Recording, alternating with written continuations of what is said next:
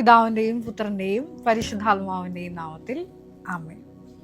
പരിശുദ്ധ ദൈവമാതാവിൻ്റെ കരം പിടിച്ച് ദൈവപിതാവിനെ മുഖാഭിമുഖം കാണുവാൻ ഈ ഭൂമിയിലായിരുന്നുകൊണ്ട് മരിയൻ ഉടമ്പടി എടുത്തുകൊണ്ട് കൂടുതൽ വിശ്വസ്തയോടെ തീക്ഷ്ണതയോടെ മരിയൻ ഉടമ്പടി നിബന്ധനകൾ പാലിച്ച് മുന്നേറാൻ ഉതകുന്ന ലിവിങ് ഓറക്കിൾസ് ജീവവചസ്സുകൾ എന്ന വലിയ ശുശ്രൂഷയുടെ 45-ാമത്തെ എപ്പിസോഡിലേക്ക് എല്ലാവരെയും ദൈവനാമത്തിൽ സ്വാഗതം ചെയ്യുന്നു. ഇന്ന് നമ്മൾ സാക്ഷ്യ വചന വിശകലനത്തിനായി എടുത്തിരിക്കുന്നത് കാനഡയിലെ ലണ്ടനിൽ നിന്നുള്ള ആൻമരിയ എന്ന മകളുടെ സാക്ഷ്യമാണ്. എൻ്റെ പേര് ആൻമരിയ. ഞങ്ങൾ കാനഡയിലാണ്, ലണ്ടൻ കാനഡയിലാണ്.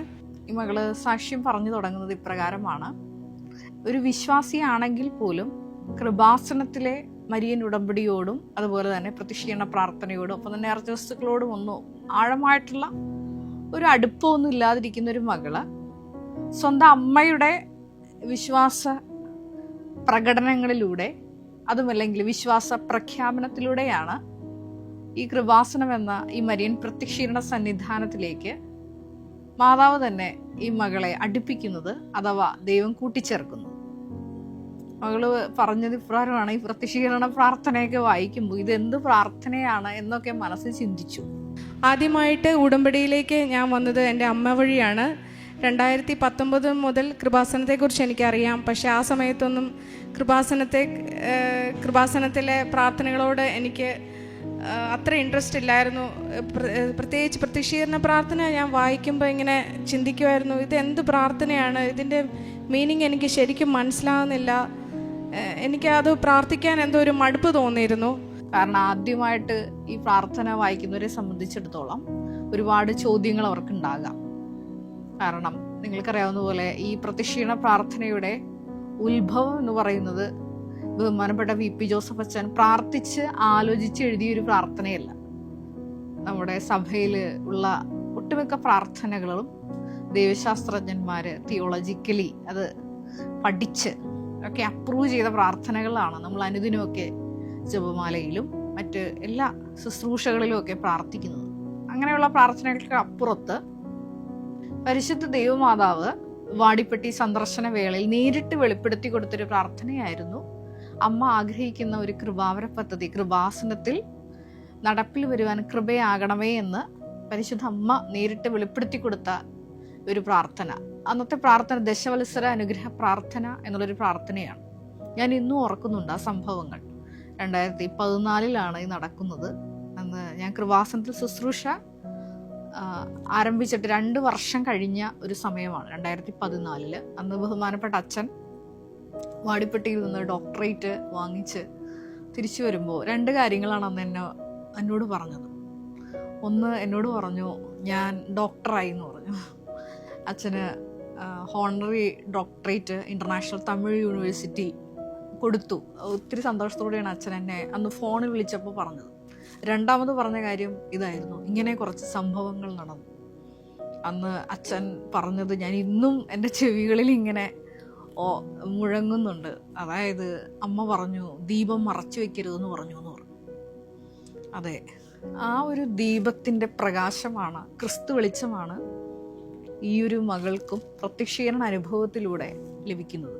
ഈ സാക്ഷി ഞാൻ തിരഞ്ഞെടുക്കാൻ കാരണം ഞാൻ ആദ്യം പറഞ്ഞതുപോലെ ഒരു സാധാരണ വിശ്വാസിയാണ് ഈ മകള്. അമ്മയുടെ വിശ്വാസ പ്രഖ്യാപനം കൊണ്ടും പ്രയോഗം കൊണ്ടുമാണ് ഈ മകള് വിശ്വാസത്തിലോട്ട് വരുന്നത്.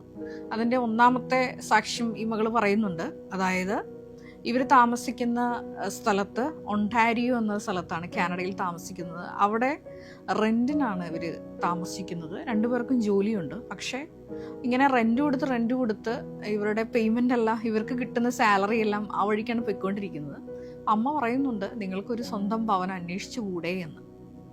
അപ്പോൾ ഈ മകള് പറയുന്ന പ്രകാരമാണ്, ഞങ്ങളിങ്ങനെയൊക്കെ ജീവിച്ചോളാം, അതൊന്നും ഞങ്ങൾക്ക് അഫോർഡബിൾ ആയിട്ടുള്ളൊരു കാര്യമല്ല എന്ന് പറയും. പക്ഷേ ഈ അമ്മ, അതായത് ആൻമരിയയുടെ അമ്മ, അതിന് കൊടുക്കുന്ന മറുപടി ഇപ്രകാരമാണ്: അതായത് നിങ്ങൾ ഉദ്ദേശിക്കുന്ന സമയത്തല്ല ഞാൻ ഉടമ്പടിയിലായിരിക്കുന്നതുകൊണ്ട് പരിശുദ്ധ ദൈവമാതാവ് നിശ്ചയിച്ചിരിക്കുന്ന സമയത്ത് നിങ്ങളെ മാതാവ് സെറ്റിൽ ചെയ്യും എന്നാണ് ഈ അമ്മ അതിന് കൊടുക്കുന്ന മറുപടി. കാരണം ഒരു ആത്മീയ അധികാരമുള്ള ഒരു അമ്മയാണ്.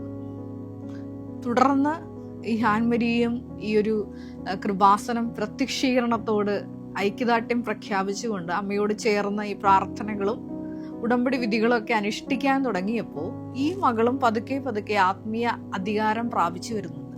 അതാണ് ഈ സാക്ഷ്യത്തിന്റെ ഹൈലൈറ്റ് എന്ന് പറയുന്നത്. ഒരു സാധാരണ വിശ്വാസിയായ മകള് എങ്ങനെയാണ് മൈക്ക് കൊടുത്ത് ഉച്ചത്തില് ഞങ്ങൾ ആ ഒരു ചെറുപ്രായത്തില് വലിയ വിശ്വാസ ബോധ്യ ദൈവാനുഭവങ്ങൾ പങ്കുവയ്ക്കുന്നു എന്നുള്ളതിൻ്റെ ആ ഒരു വലിയൊരു സാക്ഷ്യമാണ്.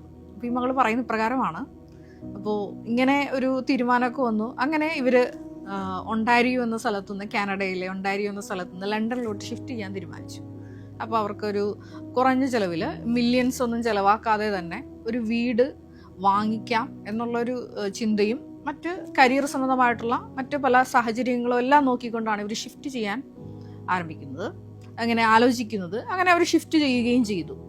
അപ്പോൾ ഈ മകൾ പറയുന്ന പ്രകാരമാണ്, ഒന്നും കാണാതെയാണ് ഞങ്ങൾ ആ സ്ഥലത്തോട്ട് ഷിഫ്റ്റ് ചെയ്യുന്നത്. പക്ഷേ ഹെബ്രായർ 10:35 അനുസരിച്ച് വലിയൊരു ആത്മധൈര്യത്തിൻ്റെ അഭിഷേകം ഈ മകളിൽ വന്നു നിറഞ്ഞിരുന്നു. അതായത് ഉൽപ്പത്തി 17:1 തിരുവചനം അനുസരിച്ച് ദൈവം മുമ്പാകെ വിശുദ്ധിയിൽ വ്യാപരിച്ച് നമ്മൾ ദൈവകൽപ്പനകൾ പാലിച്ച് മുന്നോട്ട് പോകുമ്പോൾ, പ്രത്യേകമായിട്ട് കൃപാസനത്തിൽ നടന്ന പരിശുദ്ധ അമ്മയുടെ പ്രത്യക്ഷീകരണത്തോട് ഐക്യദാർഢ്യം പ്രഖ്യാപിച്ചുകൊണ്ട് മരിയൻ ഉടമ്പടിയിൽ മുന്നേറിയപ്പോൾ ഈ മകൾക്ക് വലിയ ആത്മധൈര്യം കിട്ടി. അങ്ങനെ ഈ മകൾ സാക്ഷ്യത്തിൽ പറയുന്ന പോലെ ഈ മകൾക്ക് ഒരു ടെൻഷനും തോന്നിയില്ല.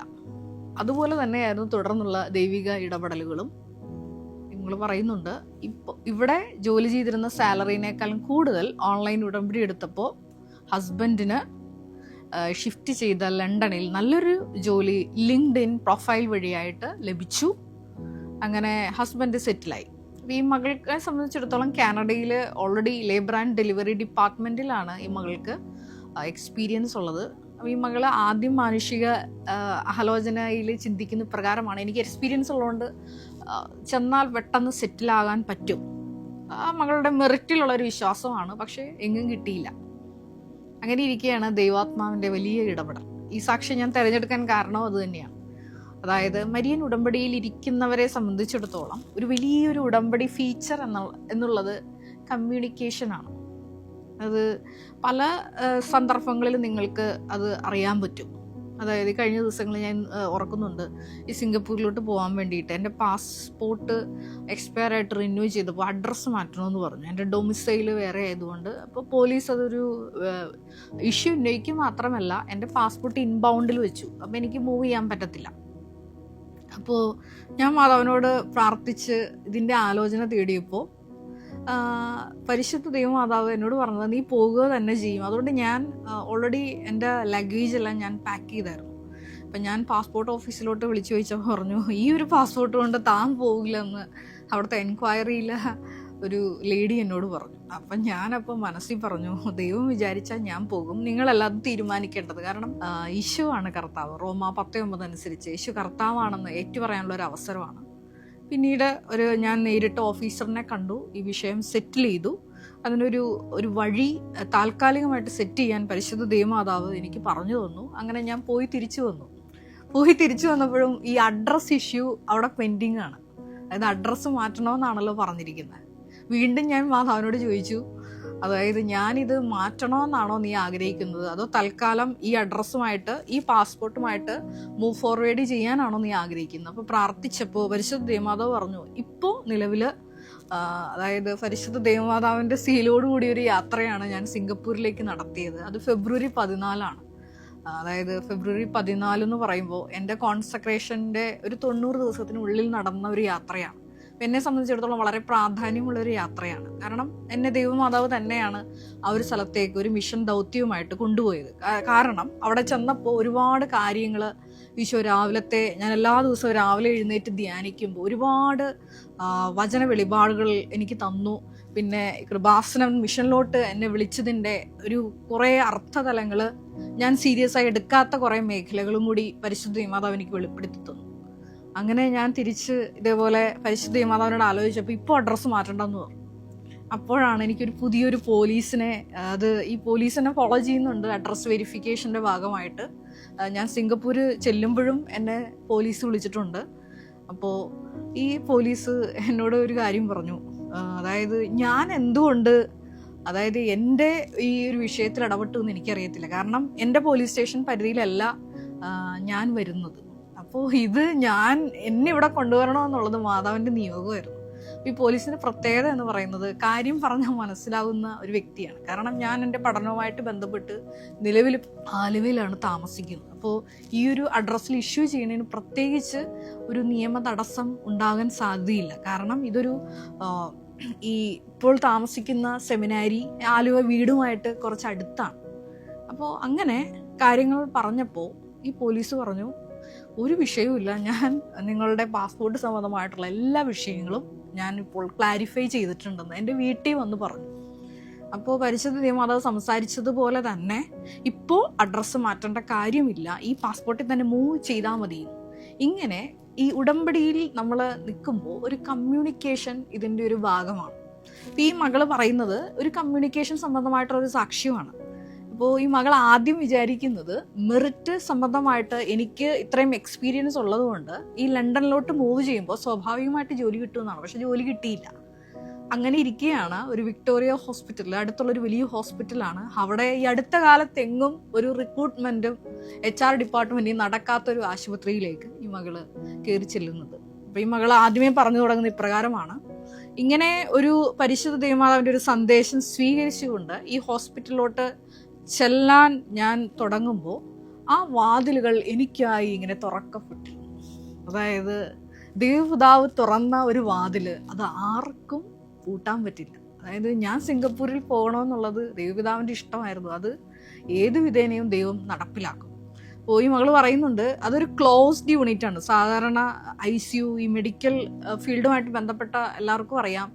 ഈ ഫീൽഡ്, അതായത് ഈ മെഡിക്കൽ ഫീൽഡുമായിട്ട് ബന്ധപ്പെട്ട് നിൽക്കുന്ന വ്യക്തികൾക്ക് അറിയാം, ICU അതുപോലെ തന്നെ ഇങ്ങനെയുള്ള ലേബർ ആൻഡ് ഡെലിവറി തിയേറ്റർ പോലുള്ള ഡിപ്പാർട്ട്മെന്റ്സ് എല്ലാം ക്ലോസ്ഡ് യൂണിറ്റ്സ് ആണ്. അവരൊരിക്കലും ഇങ്ങനെ വാതിലുകൾ തുറന്ന് ഇടില്ല. അതും വിദേശത്തായിരിക്കുമ്പോൾ നിങ്ങൾക്കറിയാം, എല്ലാത്തിനും അപ്പോയിൻമെന്റ് സിസ്റ്റമാണ് അവിടെ ഉള്ളത്. അപ്പോൾ ഈ മകൾക്കായി ആ വാതിലിങ്ങനെ തുറക്കപ്പെട്ടിരിക്കുന്നു. ആദ്യം ഒരു നേഴ്സ് വരുന്നു, പറഞ്ഞു ഇതെല്ലാം HR ത്രൂ അപ്പോയിൻമെന്റ് ചെയ്യേണ്ട കാര്യങ്ങളാണ്, അതുകൊണ്ട് നിങ്ങൾ വേഗം സ്ഥലം വിട്ടേക്കാൻ പറഞ്ഞു. ആദ്യം വന്ന ആൾ അങ്ങനെ പറഞ്ഞു. അപ്പോൾ 32-ാം സങ്കീർത്തനം 8-ാം തിരുവചനം അനുസരിച്ച് ഉടമ്പടിയിലിരിക്കുന്ന ഈ മകളോട് മുകളിൽ നിന്നൊരു കമ്മ്യൂണിക്കേഷൻ ഉണ്ടാവും. പരിശുദ്ധ അമ്മ തന്നെയാണ് ആ കമ്മ്യൂണിക്കേഷന് ഒരു ചാനലൈസ് ചെയ്യുന്നത്. അതായത് നീ വെയിറ്റ് ചെയ്യ്, ഇപ്പോൾ പോകരുതെന്ന് പറയും. വീണ്ടും അവിടെ വെയിറ്റ് ചെയ്യുമ്പോൾ ഒരു നേഴ്സ് വരും. അപ്പോൾ ഇങ്ങനെ കാര്യം പറയും ആ കാണുന്നതാണ് HR-ൻ്റെ ഓഫീസ്, അവിടെ നിങ്ങൾക്ക് കാര്യങ്ങൾ തിരക്കാം എന്ന് പറയും. അങ്ങനെ HR-ൻ്റെ ഓഫീസിൽ ചെല്ലുമ്പോൾ അത് അടച്ച് ഇട്ടിരിക്കുകയാണ്, വാതിൽ ലോക്ക്ഡാണ്. അപ്പോൾ ഈ മകൾക്ക് വീണ്ടും എവിടെ പോകണമെന്ന് അറിയില്ല. അപ്പോഴും മാതാവ് പറഞ്ഞു വെയിറ്റ്. അങ്ങനെ HR-ൻ്റെ ഡിപ്പാർട്ട്മെൻറ്റിൻ്റെ 3 പേര് കൂടിയാണ് അത് ഹാൻഡിൽ ചെയ്യുന്നത്. അത്തരത്തിൽ ഒരു സ്റ്റാഫ് ഈ മകളുടെ അടുത്തേക്ക് വന്നു. അപ്പോൾ ഈ മകൾ പറയുന്നുണ്ട് അത് പരിശുദ്ധ അമ്മ തന്നെ പറഞ്ഞു വിട്ടതാണ്. അങ്ങനെ ഈ മകള് വരും, ഈ ആൻമരിയോട് വിഷയങ്ങൾ തിരക്കും. ഞാൻ തന്നെ HR ഡിപ്പാർട്ട്മെൻറ്റിലോട്ട് നിൻ്റെ റെസ്യൂമെ ഫോർവേഡ് ചെയ്യാം. പക്ഷേ ഇതിൻ്റെ അത്ഭുതം എന്ന് പറയുന്നത് ആ അടുത്ത കാലത്തെങ്ങും ഇന്നേ വരെ ഈ മകള് ജോയിൻ ചെയ്തിട്ട് ഇപ്പോൾ 2026 സാക്ഷ്യം പറയുന്നത് വരെ ആ ഒരു ഹോസ്പിറ്റലിൽ, അതായത് ഫിനാൻഷ്യൽ പ്രശ്നങ്ങളുള്ള ആ ഹോസ്പിറ്റലിൽ ഇന്നേ വരെ റിക്രൂട്ട്മെൻറ്റ് നടന്നിട്ടില്ല. പക്ഷേ ഈ മകളെ ഉടമ്പടി വ്യത്യസ്തയാക്കി. 2 ദിവസത്തിനുള്ളിലാണ് HR ഡിപ്പാർട്ട്മെൻറ്റിൽ നിന്ന് ഈ മകൾക്ക് റിപ്ലൈ കിട്ടുന്നത്. ആ മകള് ഇന്ന് അവിടുത്തെ സ്റ്റാഫ് നേഴ്സായിട്ട് ലേബർ ആൻഡ് ഡെലിവറിയിൽ ജോലി ചെയ്യുകയാണ് വിക്ടോറിയ ഹോസ്പിറ്റലിൽ. അപ്പോൾ അവരുടെ കൊച്ചി ഇടവകയിൽ ഇങ്ങനെ ഒരു ചർച്ച നടന്നു. നമ്മുടെ ഇടവകയിൽ മിടുക്കിയായ ഒരു കുട്ടിക്ക് ഇവിടുത്തെ ഹോസ്പിറ്റലിൽ ജോലി ലഭിച്ചിരിക്കുന്നു. അത് ഈ മകള് പറയുന്നുണ്ട് എൻ്റെ മിടുക്കുകൊണ്ടല്ല, അത് പരിശുദ്ധമ്മ നേരിട്ട് പ്രവർത്തിച്ചതുകൊണ്ടാണ്. മരിയൻ ഉടമ്പടിയുടെ ഒരു റേഞ്ച് എന്ന് പറയുന്നതാണ്, നീ ഏത് സ്ഥലത്താണോ അവിടെ പരിശുദ്ധ ദൈവമാതാവ് തൻ്റെ ദൂതനെ അയക്കും. 107-ാം സങ്കീർത്തനം 7-ാം തിരുവചനത്തിൽ നമ്മൾ ഇപ്രകാരം വായിക്കുന്നുണ്ട്: വാസയോഗ്യമായ നഗരത്തിൽ എത്തുവോളം അവരെ അവിടുന്ന് നേർവഴിക്ക് നയിച്ചു. വളരെ അർത്ഥവത്തായിട്ടൊരു തിരുവചനമാണ്. നമ്മുടെയൊക്കെ ജീവിതത്തിൽ നമ്മളിങ്ങനെ വീടും നാടും ഒക്കെ വിട്ട് അലയുമ്പോൾ ഒരു സ്ഥലത്ത് നമ്മളെ ആർക്കും പരിചയമില്ലാത്തൊരു സ്ഥലത്ത്, അതുമല്ലെങ്കിൽ നമ്മൾക്ക് വേണ്ടി വാദിക്കാൻ ആരുമില്ലാത്തൊരു സ്ഥലത്ത് എത്തുമ്പോൾ മരിയൻ ഉടമ്പടി എങ്ങനെയാണ് പഴയ നിയമത്തില് മേഘസ്തംഭവുമായിട്ടും അഗ്നി തൂണായിട്ടും ഒക്കെ ഇസ്രായേൽ ജനത്തെ അനുധാവനം ചെയ്ത ദൈവിക സാന്നിധ്യം മരിയൻ ഉടമ്പടി വഴിയായിട്ട് പരിശുദ്ധ അമ്മയിലൂടെ ഓരോ മക്കളെയും അനുധാവനം ചെയ്യുന്നത് ആ സാന്നിധ്യത്തിലൂടെ സാക്ഷികളാക്കി ഉയർത്തുന്നു എന്നുള്ളത് വലിയൊരു സാക്ഷ്യമാണ്. 107 സങ്കീർത്തനം 7 തിരുവചനത്തിൽ പറയുന്ന പോലെ വാസയോഗ്യമായ നഗരത്തിലെത്തുവോളം അവരെ അവിടുന്ന് നയിച്ചു. അത് പുറപ്പാട് ജനതയുടെ അനുഭവം മാത്രമല്ല, ഇന്ന് മരിയൻ ഉടമ്പടി എടുത്ത് പ്രാർത്ഥിക്കുന്ന ഓരോ മക്കളുടെയും അനുഭവമാണ്. അതായത് മേഘത്തൂണിലൂടെയും അഗ്നിസ്തംഭത്തിലൂടെയും ദൈവിക സാന്നിധ്യം അറിയിച്ചുകൊണ്ട് ഇസ്രായേൽ ജനത്തിന്റെ കൂടെ നടക്കാൻ ആഗ്രഹിച്ച ആ വലിയ ദൈവത്തിന്റെ വാത്സല്യവും കരുതലും ഇന്ന് മരിയൻ ഉടമ്പടി എടുക്കുന്ന ഓരോ മക്കളുടെയും കൂടെയും പരിശുദ്ധ അമ്മയുടെ ഒരു നിഴലായിട്ട് കൂടെ വരുന്നുണ്ട്. അതിൻ്റെ വലിയ സാക്ഷ്യമാണ്. സാധാരണ ഒരു വിശ്വാസത്തിൽ നിന്ന് ആൻമരി ഇത്രയേറെ ഒരു കമ്മ്യൂണിക്കേഷൻ ലെവൽ, അതായത് ദൈവത്തിനെ സംബന്ധിച്ചിടത്തോളം ഹൃദയശുദ്ധിയുള്ളവരാണ് ദൈവത്തിൻ്റെ മുഖം കാണുന്നത്. ഇങ്ങനെ ആന്തരികമായിട്ട് വെളിപാടുകൾ നമുക്ക് സ്വീകരിക്കണമെന്നുണ്ടെങ്കിൽ അത്രയേറെ നമ്മൾ വിശുദ്ധീകരിക്കപ്പെടണം. ആ ഒരു തലത്തിലേക്കാണ് ആൻമരിയ ഉയർത്തപ്പെടുന്നത്. അതുകൊണ്ടാണ് ആ ഒരു ദൈവിക ശ്രവണത്തോട്, ദൈവിക വാക്കുകളോട് ഈ മകൾക്ക് ആമേൻ പറയാൻ സാധിച്ചു. ഈ മകളെ വിക്ടോറിയ ഹോസ്പിറ്റലിൽ ചെല്ലുമ്പോൾ ആദ്യത്തെ ആ നേഴ്സ് പറഞ്ഞനുസരിച്ച് നിങ്ങൾ ഇവിടെ നിൽക്കണ്ട, വിട്ടുവയ്ക്കോ എന്ന് പറഞ്ഞപ്പോൾ ആ വാക്കാണ് ഏറ്റെടുത്തിരുന്നെങ്കിൽ തീർച്ചയായിട്ടും ഇന്ന് ഈ മകൾക്ക് ആ സാക്ഷ്യപീഠത്തിൽ നിൽക്കാൻ പറ്റില്ല, ഈ ഒരു സാക്ഷ്യം പറഞ്ഞുകൊണ്ട്.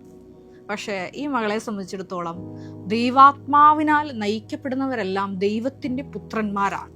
അതെ, മരിയൻ ഉടമ്പടി എടുക്കുമ്പോൾ, വിശ്വസ്താപൂർവം മരിയൻ ഉടമ്പടി നിബന്ധനകൾ പാലിക്കുമ്പോൾ ഈ പരിശുദ്ധ അമ്മയിൽ തിളങ്ങി വിളങ്ങിയ ആ ആത്മാവിൻ്റെ ആ വലിയ ശോഭ പരിശുദ്ധ അമ്മ തന്നെ കൈപിടിച്ച് നമ്മളെ ആത്മാവിൽ നിറച്ച് നയിക്കുന്ന ഒരു അനുഭവം ഈ മകൾക്ക് സ്വന്തമായി. അത് നമുക്കും സ്വന്തമാക്കാൻ പറ്റും എന്നുള്ളതാണ് ഈ ആൻമരിയുടെ സാക്ഷ്യം നമ്മളോട്, ലോകത്തോട് വിളിച്ചു പറയുന്നത്.